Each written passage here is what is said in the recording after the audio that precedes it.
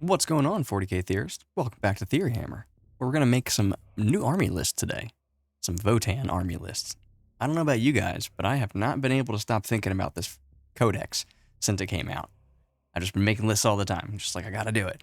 So, because Votann have kind of been my main army this edition, my main boys, my little guys. So we're going to make some new ones. We're not going to do Age of Sigmar. We're going to click the right buttons this time. And here we go. So we're looking for Xenos. We're going to call this...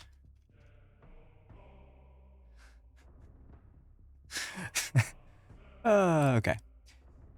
Leagues of Votann. 2,000 points, that's what we're going to do. And we're just going to get right to it. So I think what we're going to do here is we're going to make an Oathband detachment. Because I really want to get this list down. It's been very difficult for me to figure out exactly what I want, because the way that my old list used to play, I really liked it. It was double Sagittar, double Land Fortress. The Sagittars had the Berserkers inside. The Land Fortresses had Terminators, and then I had a squad that would deep strike as well. 3 squads of bikes. Those things were awesome. Some Jaegers, and a squad of troops. I think that was it. And then 3 Einherjar champions with Praising Glare on the one. So that was the list, and it was awesome. And it played the way I play 40k. It did the good things. So we're going to try to make something similar to that. And see what we come up with here. I have some ideas. I've been working through this codex for a while. So, first things first. Bury. He's good. He's not that good. He's annoying for sure. He hits relatively hard. But he's just not that good. He could be a little less points. He could be maybe 100 points. We might take him. Let's just fill this shit out first, right?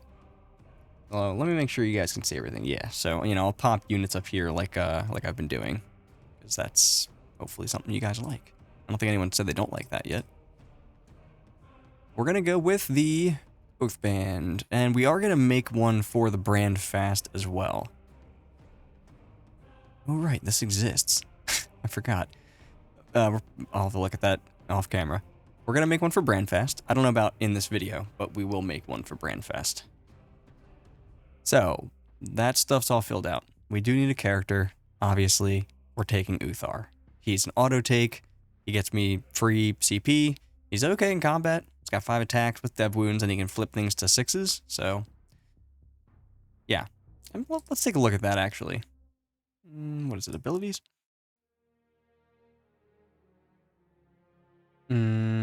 This. Change 1 hit roll, 1 wound roll. Okay, so I think you can roll for it first. So you roll your 5, however many wounds that you're rolling for. You get some 6s, and then you flip one of them to a 6 for a yield point. But the discount CP, that's really what he's there for. So, we're going to start with him. That's what we got. We're then going to have to take... We're taking a call. He needs to be cheaper. Absolutely. I hear you guys screaming in the comments.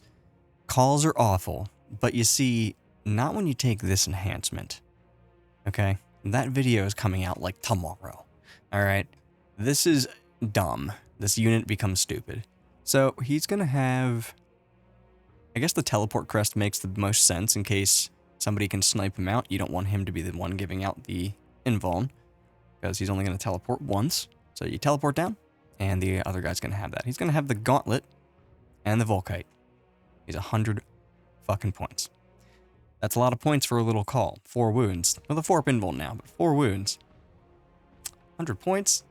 So what does this do, you're asking? This gives his unit +1 to wound, and reroll 1s to wound. But basically +1 to wound, because in this detachment, does it let us see? Well, each time an enemy unit is destroyed, we gain a yield point. So we're getting yield points like a lot, okay? Plus the ones that we generate anyway.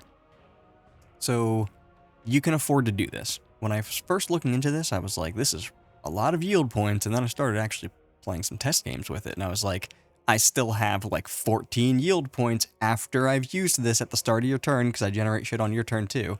So it's just like, it's wild. You can just do shit. Anyway, the call. We took the call. Okay. we're not going to take any other characters from now, except for this guy, because he is really good. And you need something to take. I think it's Dead Reckoning. At the end of the turn, so that's your turn and your opponent's turn, if he's on the battlefield and you spent no yield points, you gain 1. So this allows you to get into Fortified Takeover on your turn 2. You gain 1 at the start of your turn for being on your home point. You gain 1 from the strategist guy just existing there. Then at the end of your turn, you gain a 3rd. Your opponent's turn happens. You get a 4th because it's the first turn. Okay, at the end of their turn, you didn't spend any yield points. You get a 5th. It's now your second turn. You gain 1 for being on your home field. You gain another 1 for the Memnir existing. You're up to 7 already. So that's pretty cool. You don't necessarily want to get into Fortified Takeover that quickly, because when you're shooting opponents, things that are on objectives, like all the stuff in your backfield is still +1 to hit then. When you go into Fortified Takeover, it's not as easy to be +1 to hit, actually. You have to be on the objective yourself, and in those cases, you're usually putting yourself in a spot where your stuff is going to die. So, because that's just how the game works. So you got some back and forth there, and the reason I'm bringing that up is because the Memnir can either add 1 or subtract 1 from your thing. And that's just from him existing. So then you have the the point that you took in your turn, and then potentially any other points that you might still be on. So you're going into Fortified Takeover on turn 2. Yeah. Taking the Memnir. And we're taking the Memnir because I like getting extra points. I don't know if he's necessary, though. I think something probably needs to have the Dead Reckoning. Forgot to give it to him. Something probably needs to have the Dead Reckoning because that shit is real nice. But I don't know if you need the Memnir himself, because you'd end at 4 on your opponent's turn. You'd then have 5, 6. So, I mean, maybe 1, 2, 3, 4. Yeah, so you'd have 6 if you went first on your turn 2. You would be at 6, unless you had a 3rd objective, and your opponent didn't control any in the center. So it's possible, I guess. And then if you went second, you would get 1 and another 1. My first turn, I would get 1 and another 1. You would go, I would get 1, probably another 1. Yeah, so if you went first, as long as I have the Dead Reckoning, I would still be into Fortified Takeover on turn 2. And that's if I don't kill any units. So I don't know if you need the Memnir. But we're going to take him anyway, for now. Because I haven't played enough with him to know whether or not he's worthwhile. Because I'd like getting into Fortified Takeover as quickly as possible. But he's effectively giving me like 4 extra, right? Or 3 extra. Maybe 4. Turn 1, turn 2. And then, yeah, so like 4 extra. That's pretty good. Alright, I'm going to shut the fuck up about that now. We're going to take this Steel Jacks, I think. So I think, well, what I want to do here is take good things that are good. I don't want fortifications. I don't want to fucking see this. I don't want to see allied units. Okay. The carriers. We need carriers. At least 1 carrier. You can probably take 2 of these things. Just to put both the Jaeger squads inside. But one of them, I think, is a fucking auto take every time. This unit and this thing is so annoying. Because these guys can reactive move, and they can get back inside transports. Whether it's this or whether it's something else. So it's just a pain in the ass to interact with these things. These will make you -1 to hit if they shoot at you. Not so bad there. Okay, so we got this thing. We got the Jaegers. We kind of need... Where are they? Regular dudes. Not Berserkers. Why are they 100 points? They should be like 90. These guys. So the Hearthkin Warriors. We're going to give this guy a Thean melee weapon. And we're going to take less dudes. Because we want people to have the special weapons. I don't know what I want. The Plasma Beamer... It is 2 damage. It's sustained D3. Alright, so we'll just take the High Las and then the Rotary Cannon like we always have been doing. I think that is... Can you only take 1 of these? Alright, we're just going to give him an Ion Blaster then. Because it is better. We actually don't want these. We want 0 of these. We want Ion Blaster, guys. There we go. We figured it out. So, Ion Blasters and special weapons and all that stuff. And that's going to be what Uthar is going to attach to, like, 99% of the time. We do have this call here, so let's take his unit of Einhir. So these guys, they need the Weave Field Crest. This gives a whole unit the bear's unit. And since he is the sergeant, and you're going to give him this graviton hammer, because it's awesome, as anti-monster and anti-vehicle. That's great. Now it's actually awesome. Anyway, you're going to give that guy a thing, and he's not a character, so he's going to give the whole unit a 5 up invuln. I know.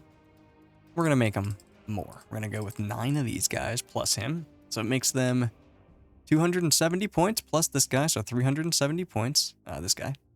And kills a lot of stuff. It's pretty nuts. That's what we got there. So right now, we are at 785. We definitely need the Thunderkin, right? Thunderkin are nuts. I guess what I'll do here is delete this. Give this guy the graviton. I think you take the graviton here, right? Pretty sure you take the graviton here. Where'd he go? Here they are. So we need 3 units of these guys. What you could do here is you could take 1 unit of 6 that has the, what is it called? The conversion beamers, because they could be just insane in this detachment. Do you do it? You might do it. We might do it. Let's do it. So let's do SP conversion beamer and take, why is this laid out differently? Take 6 of these guys. Okay. 1105. That's a funny unit. Now we need something to put these guys in. So we're going to take the land fortress. Fortress of the land. It's going to have, so we can also take one of these with conversion beamers as well. This thing is hilarious with conversion beamers. Do we take 2 of them? Because you can only use, alright, so let me just break down the thing in case you guys haven't watched the other videos like heathens.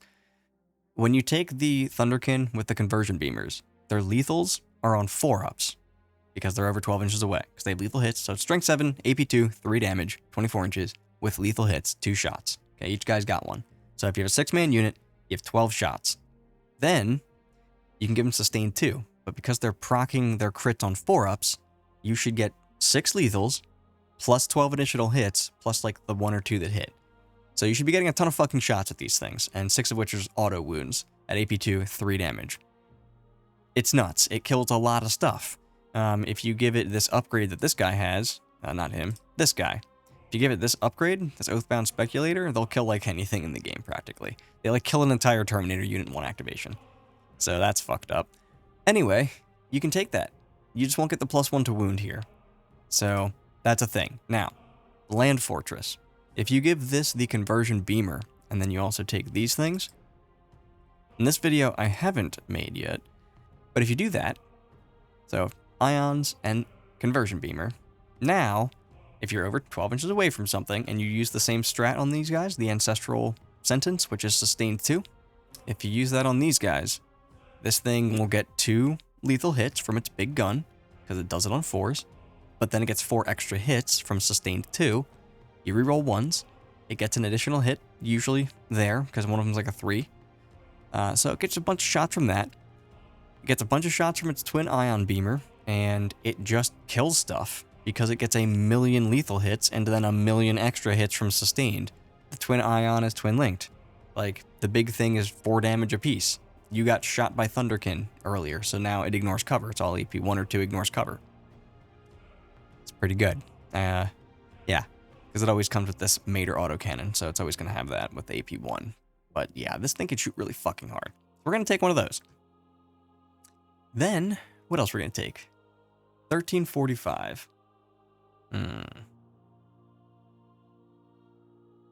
We definitely need Steel Jacks, right? Yeah, I feel like we need Steel Jacks. I don't like them that much, but they are really good for their points cost. They are really good for their points cost. Let's take Steel Jacks. Got one of them. I think...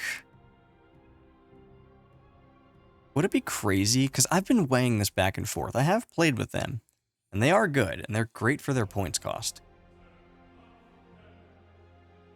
What if I did, like, the plasma swords on, like, the sergeant, and then 2 hammers on the other 2? Would that be worse? It sounds worse. 6 less attacks, but I don't know, man. This unit is just, like, odd to me, because I want to take them in, like, small little units. Oops. I feel like I do that. Let's just do it. Fuck it. So, this guy's got the plasma sword. These guys have hammers. The other two have hammers. Right? Cool. We got that done. And I think we need another land fortress, because we could just take a big unit of these guys. And then I would change their loadout at that point. Let's take another one of these. The only difference here is it's not going to have this, because I don't think that's worth taking on two of them. I think it's good for one of them. So we got the carrier, we got some jacks here, Hearthguard, Jaegers, the Thunderkin. More of these would be good. More of these would be good, and then in this detachment, we also have access to an AP stratagem, so I could make these AP 4. That's really good. That is really good. If I took, let's just say I duplicated this, which I'd probably put them in the same unit. I'd still have 235 points left over there. What do I do with that? That's not a land fortress by 5 points, unfortunately. So these guys would go in one. These dudes would go in the other. Could give them a character for reroll ones to hit, or to wound, I mean. He would add in some shooting. You know, it is kind of funny, but it's an entirely different list, so I'll just kind of copy this when I'm done, I think. Maybe we take another unit of jacks. So we put this together. We take another unit of steel jacks. What do we have left over at that point?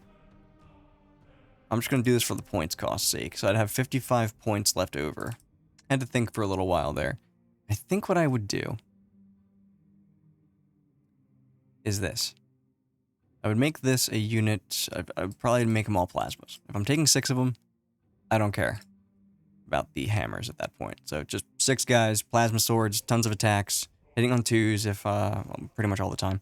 Hitting on 2s, and that's pretty awesome. Sustained hits, strength 6, AP up to 4 because of the stratagem.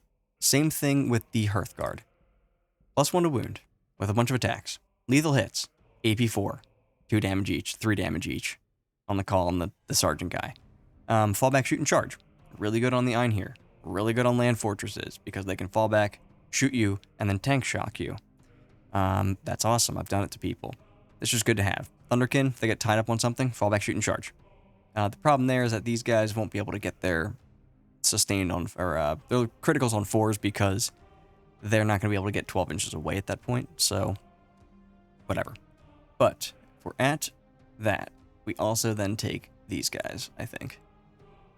We take another Memnir. We take... What is the problem here? Oh, I'll do that in a second. So, let's do it now, actually. He is the Warlord, because he's going to be in reserve. And that makes him harder to kill. Now, we need to take a unit of these guys. So the guys with disintegrators, that's what we're going to do. We're going to take a bunch of them.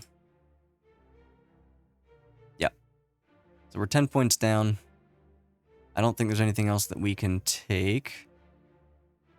We could also take more of these, but I feel like that's a different detachment. So if we kind of go over stuff here. Got Uthar. He's attached to a unit of warriors. Memnir, he's going to be in the backfield. Yeah, I can't take anything. Not even... Yeah, it's not useful. Okay, so we got the Memnir in the backfield. He's going to do backfield things, get me extra points and stuff. This Memnir is going to attach to the Steeljacks with the Heavy Volkite, because then they're going to be overwatching on 4s, which is pretty fucking good, because they've got like a billion shots with dev wounds. They don't have any rerolls or anything, which sucks, but you could give that to them, couldn't you? That's pretty good. Thinking out loud. Anyway, so we got them, which is just another shooting unit that you can put in reserve, bring them in and blow stuff up. The Thunderkin go into a land fortress. The melee weapon dudes go into a land fortress. You probably switch which ones are which. So you probably put the Steeljacks in the one with the conversion beamers. Or maybe not, actually. Maybe you don't do that, because you don't really want that one getting close to things, and the other one would. So either way, you put those things inside. You put these Thunderkin in reserve, these 2 units of 3, with their gravitons. This gets split in half by this carrier, and they infiltrate up with the 5-man. The other one, it scouts up 9 and does cool things. You jump out, you jump on objectives, you do secondary actions, you jump back inside when people move near you. Your carrier is behind terrain, hopefully, so they have to, like, go get it. It's kind of just annoying to deal with these fucking things. And then they get shot off the board by, you know, whatever.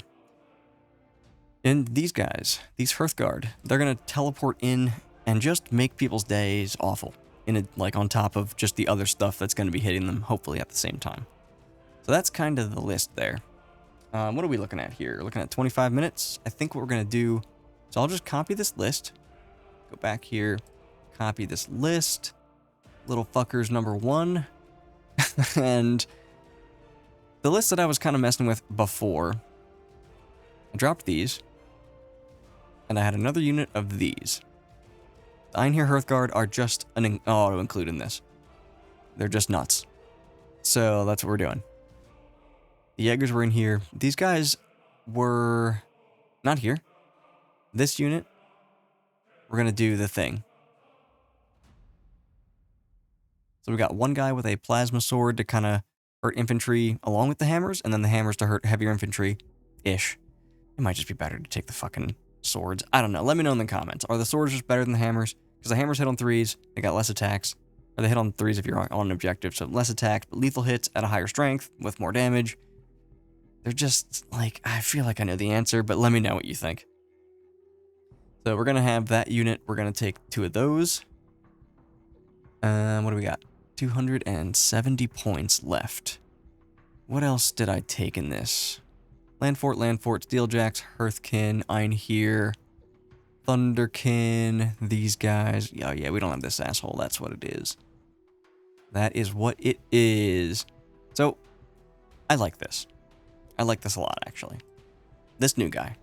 He's pretty cool. He's not great, but he's cool. You take this guy. You take these Berserkers that need to go down in points by like 10. You take this Sagittar that needs to also go down in points by like 5.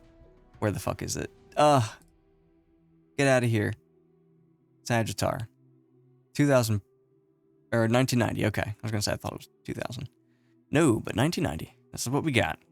So what you do is you take the Sagittar, you put the Berserkers inside the Sagittar, you put this dude, Bury, inside the Sagittar. It doesn't have Scout anymore, which is just like the worst thing ever. If it...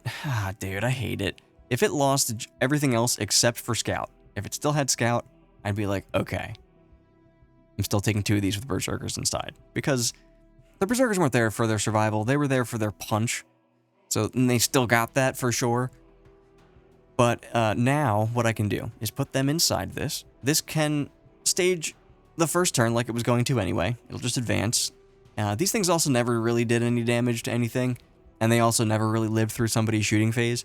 So I'm not really worried about their durability going down or their weapon being worse. Like, I would shoot it sometimes and it would sometimes go nuts. And it was like...